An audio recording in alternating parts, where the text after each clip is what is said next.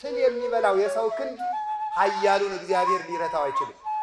ጨለማ የሚወርሰው የሰው ልጅ ብርሃን እግዚአብሔርን ሊያሸንፍ አይችልም።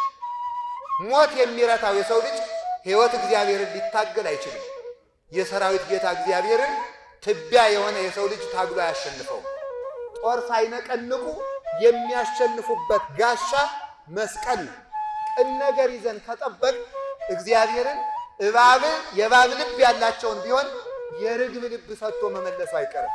የውሸት ክርስቲያን ካለ እውነት ሃይማኖትና ወንጌል እውነት ነውና ኑሮ የለም። እግዚአብሔር ወዳጁ ለሆነ ሰው ማንንም ቢሆን ሲረታ ይኖራል።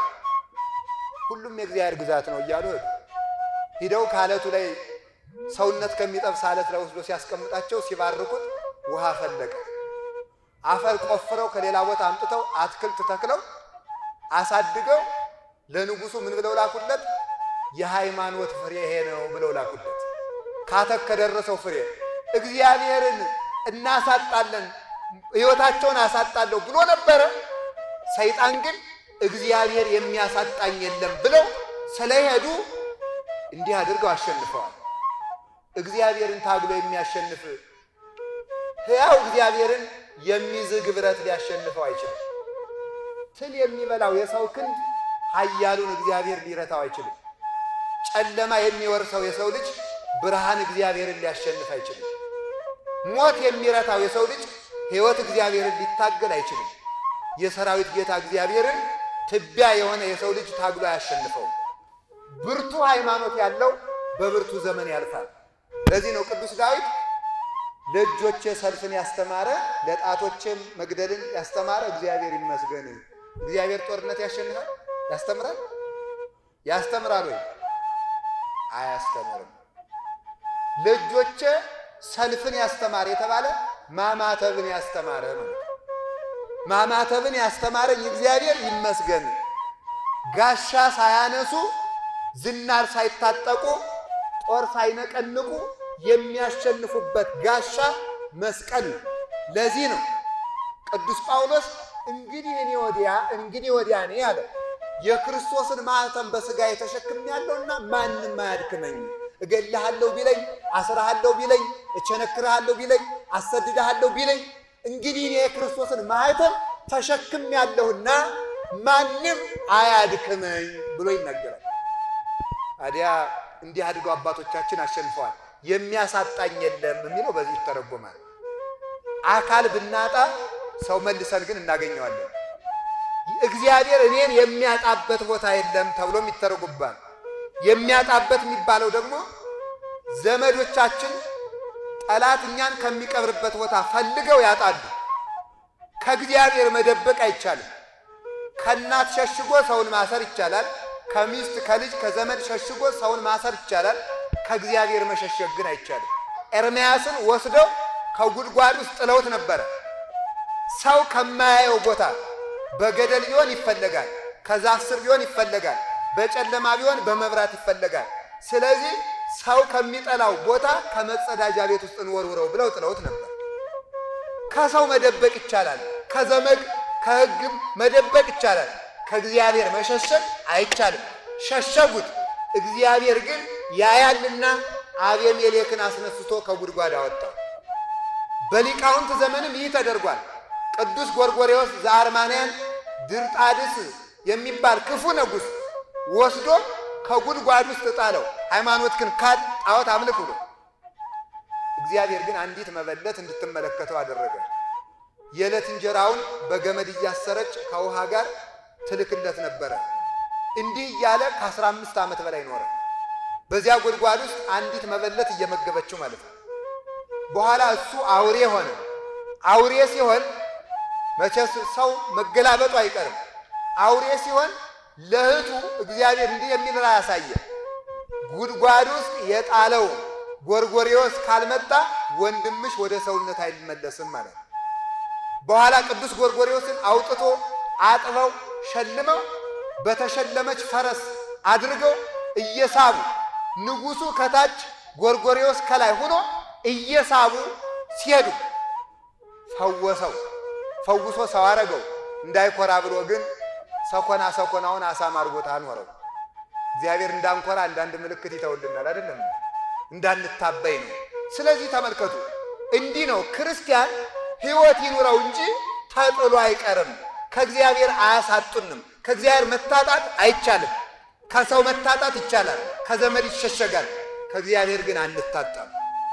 ቅን ነገር ይዘን ከጠበቅ እግዚአብሔርን የእባብ ልብ ያላቸውን ቢሆን የርግብ ልብ ሰጥቶ መመለሱ አይቀርም። ግን ቅን ክርስቲያን የተስተካከለ እርኩሰትን የተወ የውሸት ክርስቲያን ካለ እውነት ሃይማኖትና ወንጌል እውነት ነውና ኑሮ የለም። ስለዚህ የእውነት የሚኖር ካለ ጽድቅኒ ታግዕዘክሙ ጽድቅ እውነት ነፃ ታወጣችኋለች ብሏል ጌታ። ኤርምያስን ያወጣው እሱ ነው። በድንጋይ ተወግሮ ሲያልፍ ደግሞ መከራ ተቀብሏል። ስለዚህ እግዚአብሔር ትጉህ ነው። እግዚአብሔር አያንቀላፋም። እግዚአብሔር አይተኛም። ከኛ መካከል እግዚአብሔርን ጠይቆ የተፈጠረ የለም አይደል? ጠበብ ያለ ጆሮ ስጠኝ፣ ሰፋ ያለ ጆሮ ስጠኝ፣ አጠር ያለ ቁመት ስጠኝ ያለ የለም። ፍጠረን ሳንለው ፈጥሮናል፣ ጠብቀን ሳንለውም ይጠብቀናል። እንደሚገባን ሆነን መገኘት ግን የኛ ድርሻ ነው። ስለዚህ ነው ሎሚ ማለት እግዚአብሔር ያሰበውን ለመፈጸም የሚተጋ አምላክ ነው። ይህንን ዘመን ግን እግዚአብሔር ግን የሚፈልገውን ነገር ለመፈጸም የሰው ድርሻ ዋጋ አለ። የሰው ድርሻ ዋጋ አለ። ዘመኑ ደርሷል። የትንቢት መፈጸሚያ ነው። ክፉ ዘመን ነው። ምን ይደረግ? አልቋል። ኤዲያ ጫፍ ላይ ነው ያለው ማለት ትክክል አይደለም። ጌታ ተኝቶ የሞተ ይድናል አላለም። ተግቶ የተገኘ ይድናል ነው ያለው። እየተጋ የሞተ ይድናል፣ ታርዶም ቢሆን ታስሮም ቢሆን። ተኝቶ የሞተ ግን በእሳት ተቃጥሎ ቢሞትም አይድንም። ስለዚህ እንደሚገባ መሆን እስራኤል እግዚአብሔር ያሰበውን ደግ ነገር የሚያመጣ ቢሆንም ያሰበውን ግን ባሰበው ሰዓት እንዳይደርስልን እኛ እናርቀዋለን። ሰላም እንፈልጋለን። ሰላም ቶሎ እንዳይቀርብልን ግን እኛው እናርቀዋለን። 40 ዓመት 40 ቀን ሊገቡባትን የነበረችውን ከነዓን ልባቸውን አደንድነው ዝሙት ቢሰሩ ጣዖት ቢያመልኩ 40 ዓመት እንዲፈጅባቸው አድርጓል። የክፋት ዘመኑ፣ የጦርነት ዘመኑ፣ የሽብር ዘመኑ፣ የዘረኝነት ዘመኑ የሚርቀው በእኛው ከእግዚአብሔር መራቅ ምክንያት ነው። 490 ዓመት በባርነት እንዲገዙ ያደረጋቸው የክፋታቸው መራቅ ነው። በጎውን ለማቅረብ ክፉውን ለማራቅ ድርሻው የራሳችን ነው። ለዚህ ነው ጌታ መንግሥተ ሰማያት በመካከላችሁ ናት ያለ ሉቃስ ምዕራፍ 17 ቁጥር 21 ላይ። መንግሥተ ሰማያት በዚያ ማዶ አይደለችም፣ ወይም ወዲህ ማዶ አይደለችም፣ ወይም ከምድር በታች ወይም ከመሬት በላይ አይደለችም። መንግሥተ ሰማያት እጃችሁ ላይ ናት። እጃችሁ ላይ ናት። ሰላምን ማምጣት የምትችለው ሰላማዊ ስትሆን ነው። ሰላም ክርስቶስ ያደረበት ሰላምን ያመጣል። ሕዝብ ከሕዝብ ጦርነት ይገጥማል። መንግሥት ከመንግሥት ጦርነት ይገጥማል። ቅዱስ ዮሐንስ አፈወርቅ እንደሚለው ፊልጵስዩስን በተረጎመበት ድርሳኑ እንደሚለው ግን ሕዝብ ከሕዝብ ከሚገጥመው መንግሥት ከመንግሥት ከሚገጥመው ጦርነት ሰው ከራሱ ጋር የሚያደርገው ይብሳል። ሰው ከራሱ ጋር ሲታረቅ ከእግዚአብሔር ጋር ይታረቃል። ከእግዚአብሔር ጋር ሲታረቅ አገር ሰላም የምትሆነው ከግለሰብ ሰላም ሲጀምር ነው። በዚህ መሰረት ስንጓዝ በጎውን እናቀርበዋለን፣ ክፉውን እናርቀዋለን። ወደ ትርጉሙ ደግሞ ስንሄድ ሎሚ የሚለው ቃል የሎሚን ጠባይ ስታዩት ሎሚ ላዩ ጥቁር ነው፣ መራራ ነው፣ ውስጡ ግን ነጭ ነው። ጠባዩ ይሄ ነው። ቅርፍቱ መራራ ነው።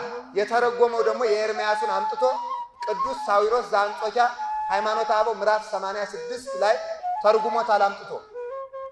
ሎሚ ቅርፍቱ መራራ ነው፣ መልኩ ጥቁር ነው፣ ውስጡ ግን ነጭ ነው። ሲበሉትም ይጣፍጣል፣ ደዌንም ያርቃል፣ ተዋሳያንን ይገላል፣ እነዚህም ይገላል። ስለዚህ ሎሚ ቅርፍቱ መራራ መሆኑን አትዘንጋ ይላል። ከማሁም ነው ይላል እለ ይፈቅዱ ይርብው ትሩፋተ፣ በሃይማኖት ተመስርቼ ትሩፋትን አፍርቼ በክርስቶስ አምኜ እግዚአብሔር አባቴ፣ ኦርቶዶክስ ተዋሕዶ ሃይማኖቴ፣ ድንግል ማርያም እናቴ፣ መንግሥተ ሰማያት ርስቴ መኖር ብለው መኖር የሚፈልጉ ሁሉ ኑሯቸው እንደ ሎሚ ነው ይላል ቅዱስ ሳዊሮስ። እንደ ሎሚ ሆነው የሚኖሩ የመንግሥተ ሰማያት ልጆች ይሆናሉ። ሎሚ የተባለች ምንድን ናት ነው? ሎሚ የተባለ መንግሥተ ሰማያት ወንጌል ተስፋ እግዚእነ ኢየሱስ ክርስቶስ ነው።